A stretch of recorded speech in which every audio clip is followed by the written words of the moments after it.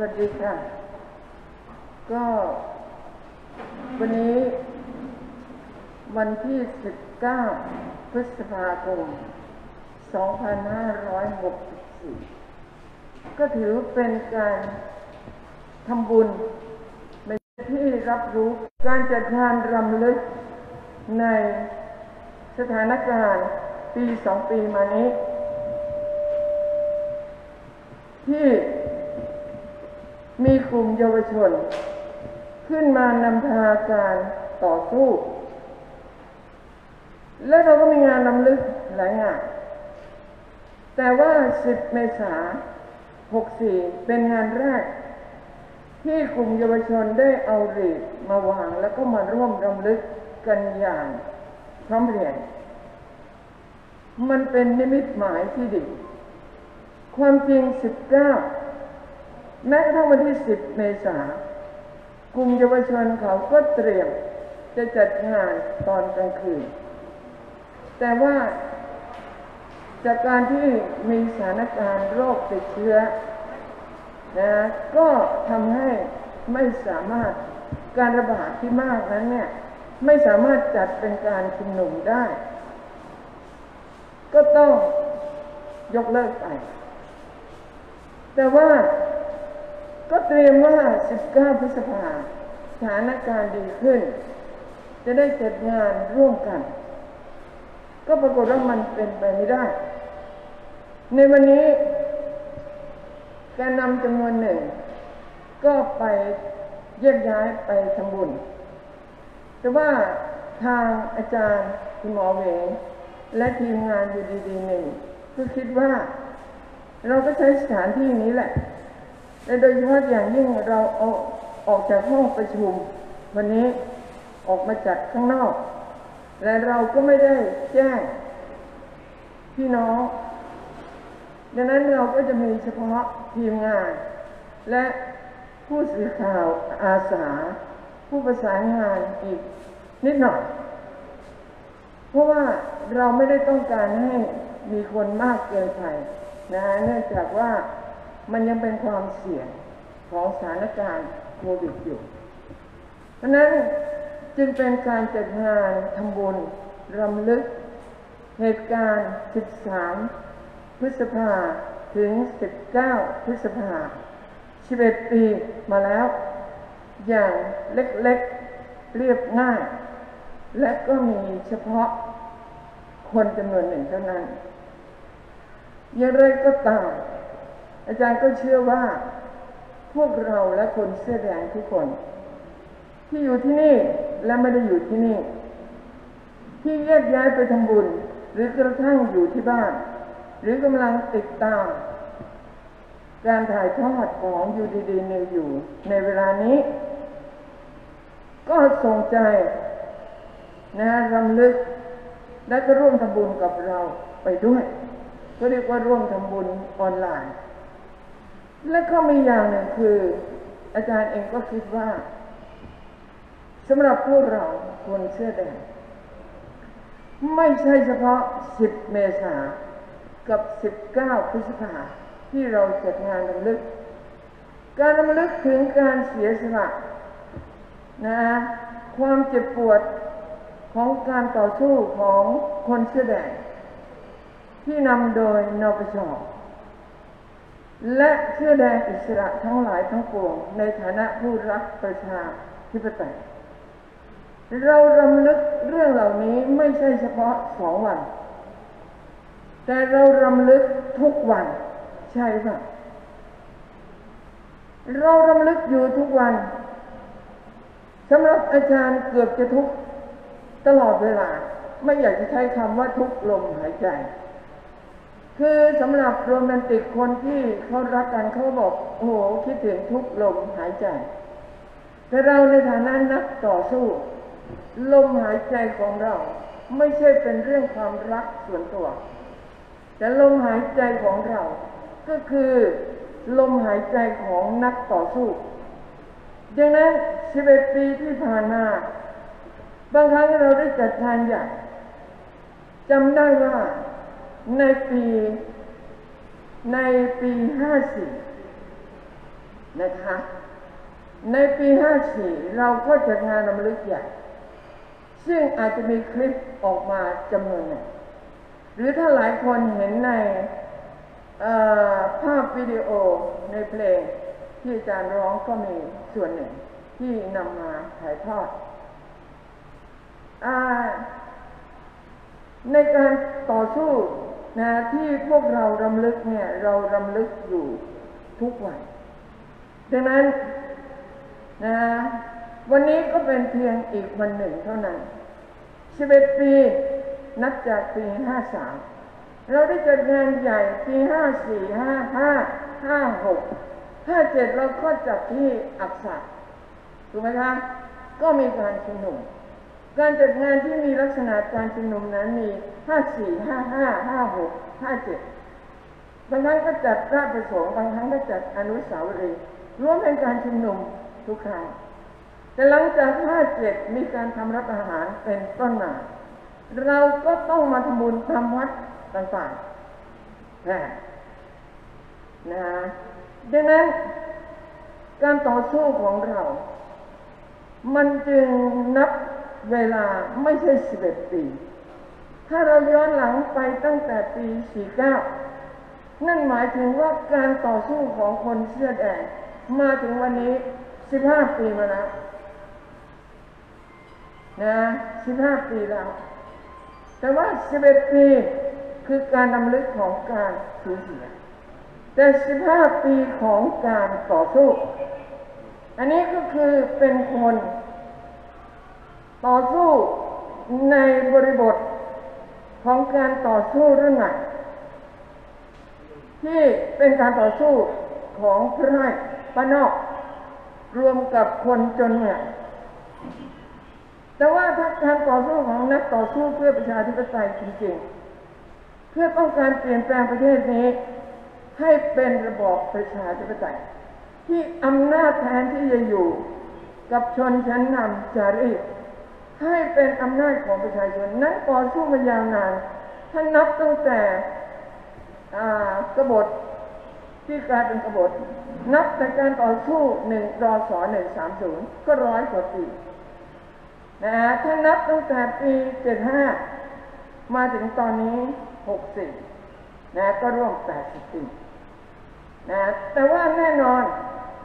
ถ้านับว่าเสื้อแดงเป็นคนรุ่นใหม่ตอนนั้นมาถึงตอนนี้15 ปีณ วันนี้เสื้อแดงไม่ใช่คนรุ่นใหม่ไม่ใช่การต่อสู้รุ่นใหม่เพราะการต่อสู้รุ่นใหม่ที่นำโดยเยาวชนก็ได้เกิดขึ้นแล้วเกิดขึ้นมาตั้งแต่ปลายปีที่ผ่านมาดังนั้นสำหรับพวกเราคนเสื้อแดงหลายคนก็อายุมากขึ้นร่วงโรยแต่สิ่งหนึ่งที่อาจารย์ภาคภูมิใจมากก็คือเขาจะบอกว่าเราเป็นควายบ้านนอกควายแดงบ้านนอกเป็นบริวารของนายทุนสามารถเขาจะขนานนำเราอย่างนั้นก็ตามเป็นพวกเผาบ้านเผาเมืองเป็นพวกล้มเจ้าอะไรก็ตามแต่ว่ามาจนถึงปัจจุบันมันพิสูจน์ได้เห็นที่อาจารย์ภาคภูมิใจมากก็คือเสื้อแดงแต่ละคนมีความคิดมีความรู้และมีการปฏิบัติได้ด้วยตัวเองอย่างอิสระไม่จำเป็นต้องไปมีใครมาชี้นำที่ไหนเพราะว่าเขาไม่ต้องเรียนสูงโดยในระบบแต่สิ่งที่เขาเรียนก็คือการเมืองนอกระบบเรามีการจัดโรงเรียนการเมืองนั่นก็ส่วนหนึ่งที่มีประโยชน์เรามีการปราศัยที่มีความรู้นั่นก็เป็นประโยชน์แต่เหนือกว่าสิ่งอื่นใดก็คือการปฏิบัติโดยการเข้ามามีส่วนร่วมในการต่อสู้ด้วยตัวเองแล้วได้เรียนรู้ว่าการต่อสู้ที่มันพยายามจะต่อสู้ทางการเมืองแต่ถูกปราบปรามโดยการทหารและก็การเมืองต่อให้ชนะในรัฐสภา ก็ยังถูกจัดการโดยการทหารทั้งประเทศนี้ฝ่ายจารีตนิยมบวกกับอำนาจทหารก็มาบดขยี้ความชอบธรรมการต่อมาเป็นลำดับพวกเขารู้เองเพราะนั้นเราจะเห็นปัจจุบันนี้ไม่ว่าจะเป็นคนอย่างป้าเป้าคนอย่างเฮียซองหรือหลายคนก็ตามพวกเราตรงนี้ถ้าใครเอาไม้ไปจ่อปากเนี่ยอาจารย์เชื่อว่าพูดได้ดีที่สุดเพราะพวกเราเหมือนกับเรียนจบปริญญาเอกจากการต่อสู้มาแล้วดังนั้นไม่มีใครน้อยเนื้อต่ำใจไม่มีใครดูถูกตัวเองนะแม้มาบัดนี้ประชาชนจะเรียกว่ายังไม่ชนะอำนาจอธิปไตยยังอยู่ในมือของฝั่งจารีต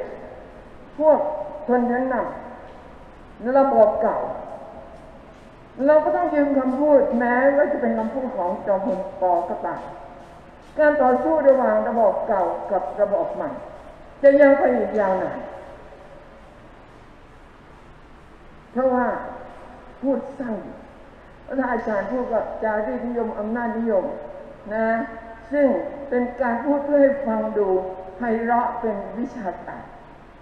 แต่อาจารย์เชื่อว่าคนแสดงเข้าใจนะก็คือกลุ่มคนหัวเก่านั่นแหละและกลุ่มคนที่ใช้กำลังทหารและก็ใช้กำลังของระบบอุปถัมภ์ของข้าราชการในกระบวนการยุติธรรมมาจัดการเราเพราะนั้นกระบวนการต่อสู้ของคนเสื้อแดง15 ปีเราลำลึก11 ปีแต่การต่อสู้นั้น15 ปีมันมากพอที่จะทำให้เราแข็งแกร่งนะก็อันนี้เป็นความภาคภูมิใจสำหรับสิ่งที่จะฝากไว้เพราะว่าอันนี้เป็นการถ่ายทอดด้วยประการแรกก็คือยังขอให้ยืนหยัดในเป้าหมายของการต่อสู้ว่าเราไม่ได้ต่อสู้เพื่อบุคคลเราไม่ได้ต่อสู้เพื่อพรรคการเมืองแต่เราต่อสู้เพื่อให้ประเทศไทยเปลี่ยนแปลงให้เป็นระบอบประชาธิปไตยที่มีพระมหากษัตริย์เป็นประมุขที่อำนาจอธิปไตยเป็นของประชาชนไทยอย่างแท้จริงนี่คือนโยบายข้อที่ 1เยาวชนเขาบอกว่าที่มีพระมหากษัตริย์เป็นประมุขภายใต้รัฐธรรมนูญแต่อาจารย์เชื่อว่าสิ่งที่เราเคยพูดไว้ว่าระบอบประชาธิปไตยที่มีพระมหากษัตริย์เป็นประมุขที่อำนาจเป็นของประชาชนอย่างแท้จริงจะมีความหมายที่ลึกซึ้งและมันเป็นไปได้ยากกว่าภายใต้รัฐธรรมนูญด้วยซ้ำเพราะถ้ารัฐธรรมนูญเขียนไม่ได้ความก็ไม่มีใครควรอยู่ใต้รัฐธรรมนูญสักคนนะเพราะว่ารัฐธรรมนูญต้องถูกเลิกดังนี้เป็นต้นให้ยืนยันว่าเราต่อสู้เพื่อเปลี่ยนแปลงประเทศให้ได้ระบอบประชาธิปไตยที่อำนาจเป็นของประชาชนที่แท้จริงให้ยืนยันข้อนี้ข้อต่อมาก็คือขณะนี้เป็นเวลาที่เราต้องผนึกกำลังกับเยาวชนคนรุ่นใหม่ขณะนี้การตื่นตัวของคนรุ่นใหม่มันเป็นเหมือนการเชื่อมสายทางประวัติศาสตร์การต่อสู้ของคนเสื้อแดงและคนในอดีตอย่างอาจารย์กับคุณหมอเหวงมันตั้งแต่รุ่น16นะ16มาจนถึง64มันก็ยาวนานอาจารย์ภาคภูมิใจมากที่ได้ร่วมกับคนเสื้อแดงแล้วก็เสียใจกับพรรคพวกที่ดูเหมือนก้าวหน้าในการต่อสู้14 ตุลา 16ในการต่อสู้6 ตุลา 19และในการต่อสู้พฤษภา 35แต่มาพิสูจน์ในเวลาต่อมาว่าเขายังไม่ได้อยู่กับประชาชนไทยที่แท้จริงแต่เลือกที่จะไปยืนอยู่กับฝั่งจารีตนิยมอำนาจนิยมกระทั่งสนับสนุนรัฐประหารเพราะนั้นคนเสื้อแดงจึงค่อนข้างโดดเดี่ยวแต่ไม่ใช่ปัจจุบันเพราะนั้นปัจจุบันเมื่อเยาวชนและอนุชน นะก็คือเด็กมัธยมกระทั่งเด็กประถมเขาก็ลุกขึ้นมาก็เป็นเวลาอันดีที่นักต่อสู้รุ่นก่อนไม่ใช่รุ่นเก่ารุ่นก่อนนะแล้วก็มาจังอยู่จนถึงปัจจุบันจะได้ผนึกกำลังกันกับเยาวชนคนรุ่นใหม่ให้สายทานการต่อสู้นี้ซึ่งเป็นสายทานอันเดียวกันและเยาวชนเขาเข้าใจพูดง่ายๆว่าตาสว่างมากกว่าปัญญาชนรุ่นจำนวนหนึ่งนะเทียบปัญญาชนรุ่นพ่อรุ่นแม่เขาด้วยซึ่งพากันเป็นสลิมอยู่จำนวนมากเพราะนั้นนี่เป็นข้อแรกคือให้ยืนหยัดในเป้าหมายและยืนยันกับทุกคนว่าเราไม่ได้สู้เพื่อตัวเราไม่ได้สู้เพื่อพรรคการเมืองเราไม่ได้ต่อสู้เพื่อคนใดคนหนึ่งแต่เราต่อสู้เพื่อเปลี่ยนแปลงประเทศให้ก้าวไปข้างหน้านะและข้อที่สองเมื่อกี้ที่อาจารย์ฝากเอาไว้ว่าให้ผนึกกำลังกับคนรุ่นใหม่ส่วนอีกข้อที่ฝากเอาไว้ก็คือว่าในท่ามกลางการต่อสู้นั้นเนี่ยเรามีทั้งเวทีรัฐสภาการต่อสู้ในรัฐสภาและนอกรัฐสภาอาจารย์จะเน้นในส่วนขาประชาชนที่ต่อสู้นอกรัฐสภาทั้งในรัฐสภาต่อให้คุณชนะในที่สุดพรรคการเมืองที่มาจากการเลือกตั้งหรือนายกที่มาจากการเลือกตั้งก็ถูกจัดการนั่นเพราะอะไรเพราะประชาชนยังไม่เข้มแข็งพอถ้าประชาชนเข้มแข็งพอและมีพรรคการเมืองที่ดีที่ร่วมการต่อสู้กับประชาชนเชิดชูการต่อสู้ของประชาชนไม่คิดเอาแต่ผลประโยชน์ของตัวเองมันมีแต่แบบนี้เท่านั้นคือประชาชนต้องผนึกกำลังในทุกฝ่าย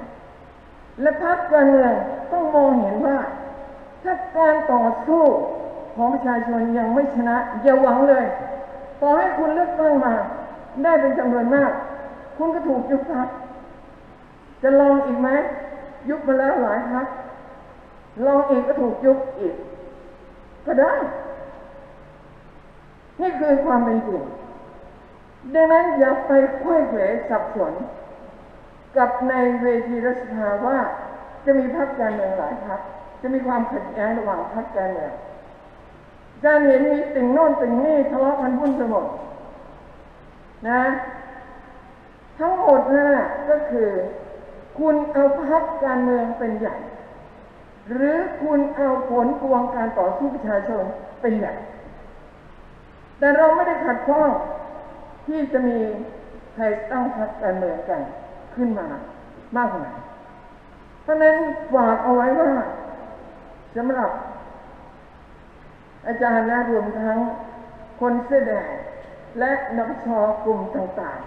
ๆนะทั่วประเทศยืนยัน3 ข้อนี้นะในเวลานี้นะยืนหยัดเป้าหมายนะยืนหยัดเป้าหมายและจุดยืนและก็ร่วมการต่อสู้กับเยาวชนคนรุ่นใหม่แล้วอย่าสับสนกับปัญหาความขัดแย้งของพรรคการเมืองนะเพราะว่านี่เป็นเรื่องสำคัญมากไม่ใช่ว่าเป็นติ่งส้มติ่งแดงต่อไปติ่งแดงก็ยังมีขยายอีกรู้แดงไหนอีกแดงเฉดโน้นแดงเฉดนี้แล้วก็ทะเลาะกันจริงๆการต่อสู้ประชาชนต้องเป็นเรื่องสำคัญเพราะณ บัดนี้มันได้พิสูจน์แล้วว่าเวทีที่ชนะในรัฐสภาก็ถูกล้มมาตลอดฉะนั้นขอให้ผนึกกำลังในการต่อสู้เรื่องพรรคการเมืองเป็นเรื่องเล็กเรื่องรองเรื่องการต่อสู้ประชาชนเป็นเรื่องใหญ่และไปชวนพวกพรรคการเมืองให้เข้าใจประเด็นนี้ด้วยถ้าเข้าใจชัดเจนข้ออ่อนด้อยการต่อสู้ประชาชนก็จะลดลงตั้งแต่ก่อนหน้านี้นะเพราะว่าถ้าไปหวังเวทีรัฐสภาและเอาการต่อสู้ประชาชนเป็นเครื่องมือที่จะได้รับชัยชนะในรัฐสภาและพอมีเวทีรัฐสภาแล้วก็ไม่สนใจหรือว่าอาจจะลดทอน ขบวนการต่อสู้ประชาชนนั้นเป็นเรื่องผิดอย่างยิ่งและในที่สุดมันก็พิสูจน์ว่าทำให้การต่อสู้ซึ่งมีคนมาร่วมเป็นจำนวนมากไม่มีครั้งไหนมากเท่าการต่อสู้ของคนเสื้อแดงและเป็นกำลังของคนชั้นล่างในสังคมเป็นส่วนใหญ่ปัญญาชนกับชนชั้นกลางบ่นไปอยู่อีกฝั่งก็เรียกว่าเราอาภัพและเราค่อนข้างโดดเดี่ยวเพราะเสียงของใครมันไม่ดังเท่ากับเสียงของคนชั้นกลางบ่นและพวกกลุ่มคนดีทั้งหลายและในที่สุดเดี๋ยวนี้มันก็พิสูจน์ได้เห็นคนที่โหนทั้งหลายนั่นเนี่ยโหนเพื่อใครโหนเพื่อตัวเองแต่นักสู้ประชาธิปไตยของเรานั้นเนี่ยเราโหนใครนะถ้าใครที่จะโหนอย่าโหนนะเราสู้เพื่อผลประโยชน์ของประชาชนทั้งประเทศและนี่จึงทำให้พวกเราคนธรรมดาทุกคนนั้นเนี่ยสามารถส่งเสียงและปฏิบัติให้สังคมได้รู้ว่าความยิ่งใหญ่ของคนเสื้อแดงที่ได้ต่อสู้มานั้นมีมากเพียงใดเพราะทุกคนมีสมองนี่คือสิ่งที่ภาคภูมิใจที่สุดและเสียสละไปก็มีคนรุ่นใหม่รุ่นพ่อไม่มาก็รุ่นลูกมานะแต่ว่าความชาตินิยมนั้นเนี่ยในทัศนอาจารย์เนี่ยมันอาจจะดูเป็นทฤษฎีแต่ว่ามันเป็นทฤษฎีที่เป็นจริงก็คือถ้าเขาไม่ปรับตัวให้เข้ากับสถานการณ์โลกที่เปลี่ยนเหมือนอย่างทุกวันนี้แก้ปัญหาโควิดยังแก้ไม่ได้ถ้าเขาไม่ปรับตัวคือไม่คิดแบบสากลคิดในระดับโลกและทำงานในระดับพื้นที่นะถ้าเขาไม่ทำอย่างนั้นปรับตัวก็ไม่ได้เขาก็อยู่ไม่ได้นะในที่สุดแต่นั่นแหละสำหรับเรามันยาวนานแต่อย่างนึงอยากให้กำลังใจว่าการเปลี่ยนแปลงไปสู่ระบอบประชาธิปไตยที่ประชาชนมีอำนาจจริงนั้นเนี่ยในประเทศในยุโรปมันก็ต้องใช้เวลานับร้อยปีเหมือนกันนะไม่มีอะไรได้มาง่ายๆนะอาจารย์จากสาวจนแก่แล้วก็แก่มากไปเรื่อยๆนะก็ยังมีความหวังและยังมีพลังในการต่อสู้เต็มเปี่ยมเพราะมีความเชื่อมั่นว่าสิ่งที่ดีงามสิ่งที่ถูกต้องมันต้องประสบชัยชนะในที่สุดแม้มันจะยากลำบากและยาวนานเพียงไรก็ตามดังนั้นก็อยากให้วาระนี้ส่งกำลังใจไปให้พวกเราทุกคนคนเสื้อแดงและประชาชนผู้รักประชาธิปไตยและก็สลิมกับใจทั้งหลายเนี่ยนะว่ามันอาจจะลำบากแต่ว่าต้องผนึกกำลังทุกฝ่ายณ บัดนี้เรามีกลุ่มต่างๆทุกชนชั้นมาร่วมกันแล้วและมีความชอบธรรมดังนั้นเนี่ยแม้มันจะยากลำบากแต่ก็คิดว่าการต่อสู้มันเหมือนกราฟเนี่ยเพิ่มขึ้นเวลาเราดูโควิดเนี่ยนี่กราฟคนติดเชื้อเพิ่มขึ้นใช่ไหมจากอย่างนี้กราฟการต่อสู้ของเรานะไม่ว่าจะเป็นจำนวนคนไม่ว่าจะเป็นกลุ่มชนชั้นเนี่ยในทัศนคตินะกราฟมันกำลังขึ้นแต่กำลังถูกชะลอบ้างโดยกลไกระบบยุติธรรมในประเทศไทยด้วยแต่อย่างไรก็ตามกราฟในทัศนคติกราฟการเจริญในการต่อสู้เพื่อประชาธิปไตยกำลังพุ่งขึ้นเพราะนั้นก็ขอให้คนที่ได้ต่อสู้มาก่อนอย่าได้ท้อถอยและวางมือรวมพลังกับเยาวชนคนรุ่นใหม่เพื่อที่จะช่วยกันให้การเดินต่อไปนั้นเข้มแข็งมากยิ่งขึ้นเราไม่จำเป็นต้องไปอยู่บนเวทีในฐานะผู้นำนะเพราะว่านั่นอาจจะไม่เหมาะ แต่ว่าในฐานะพลังของคนเสื้อแดงซึ่งยิ่งใหญ่ที่สุดนับแต่ในการต่อสู้ของประชาชนมาก็เป็นพลังที่น่าเกรงขามถ้าเราร่วมใจร่วมมือกันในการที่จะเดินทางต่ออาจารย์ก็ขอฝากเอาไว้ณที่นี้นะฮะ15 ปีของการต่อสู้11 ปีที่มีการสูญเสียครั้งใหญ่แต่ว่าเราก็จะเดินต่อไปขอบคุณมากค่ะ